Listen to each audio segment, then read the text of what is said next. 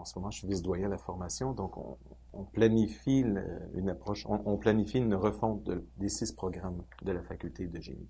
Mais je vais parler plus du programme de génie mécanique. Ça va être surtout sur lui je vais me baser.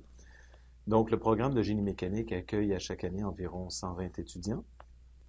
Et en 1993, après avoir constaté des lacunes de la part des employeurs par rapport des critiques finalement qu'on retrouvait souvent dans la littérature par rapport à la formation des étudiants en génie mécanique, le département de génie mécanique, moi j'étais étudiant en ce moment-là, j'étais pas professeur.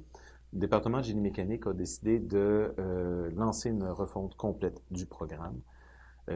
Donc, le temps de tout mettre ça en place, en 1996, le programme réformé a été mis en place. C'est un programme qui était basé sur le développement, donc c'était le développement de compétences. C'était une approche programme, donc vraiment le programme au complet, avec une logique d'approche programme, on pourra en parler.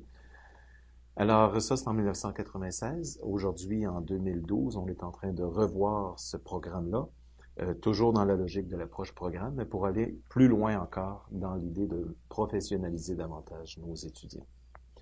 Alors, sinon, tous les programmes à la faculté de génie ont tous été construits là, depuis 1996, aller jusqu'à 2001, les dernières grandes réformes, 2001-2002. Ils ont tous une structure programme. Donc, c'est pas un enchaînement de cours non connectés entre eux. Au contraire, on veille à ce que les activités pédagogiques fassent un tout à chaque session et que de session en session, ça forme un tout cohérent pour que l'étudiant puisse suivre sa progression.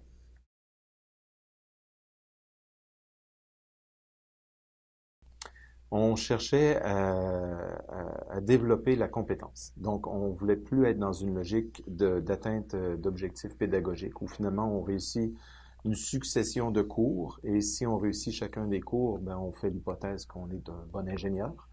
Je pense que c'est quelque chose qui se développe, la capacité à mobiliser nos ressources, nos connaissances, la capacité à agir, à prendre des décisions.